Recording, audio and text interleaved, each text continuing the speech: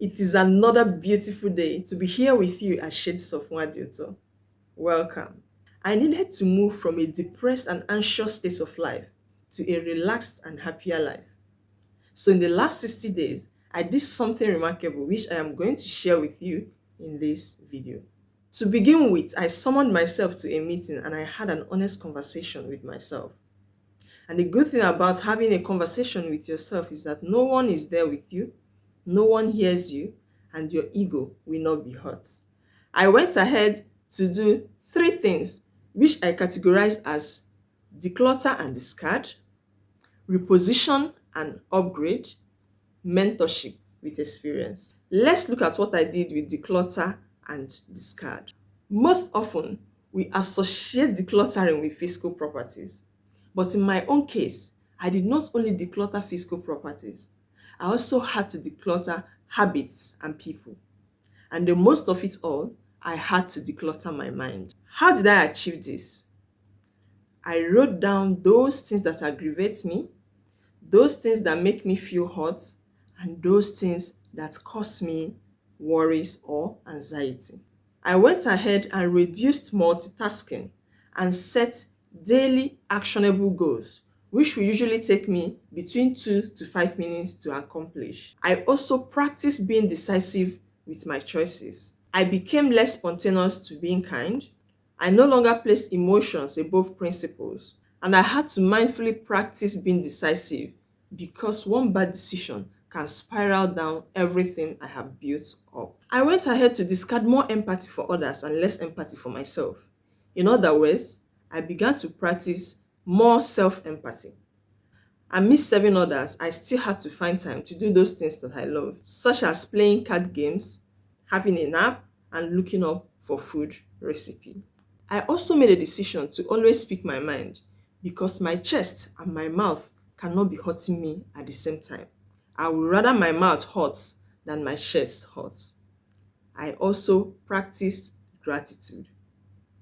With these few points, I was able to declutter and discard the things that did weigh my mind down. When I was done decluttering and discarding, I went ahead to do the second point, which is repositioning and upgrading. I had to create a strategy around the good habits of mine which have been inconsistent with. I needed to be consistent with these habits to be able to function highly. So, I created a daily checklist with to-do lists app. I also repositioned my friends. Whoa, I never knew I needed that until I did. And if you are thinking of how to reposition your friends to get the best out of friendship, I have 2 videos here on my channel, which I will link somewhere up here, where I talked about the 5 types of people that you need to be happy and the 5 types of people that limit you. It will be good if you can go to see that video. I also reposition how I communicate with people who drain my energy, but I cannot do away with them at the moment.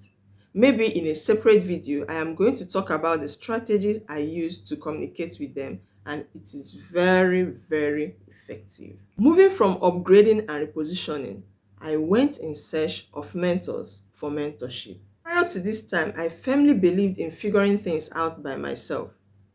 For me, I believe that I'm going to gain more experience when I'm able to figure things out. Well, that was not entirely bad.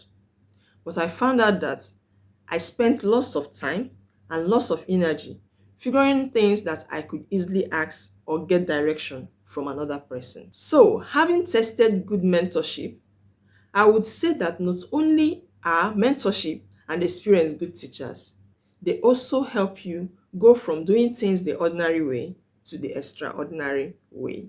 I would urge you to look for people in your field who have already done what you are struggling with.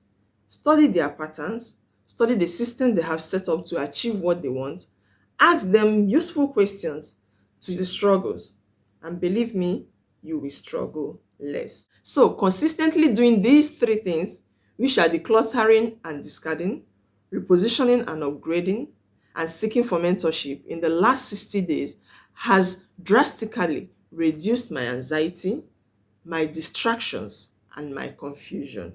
If you are looking to change your life, you have to study those patterns that drag you backwards and make changes about them. Declutter and discard, reposition and upgrade, and seek for help in the form of mentorship. Tony Robbins once said that nothing changes by changing nothing. You need to take action to create that better life you desire.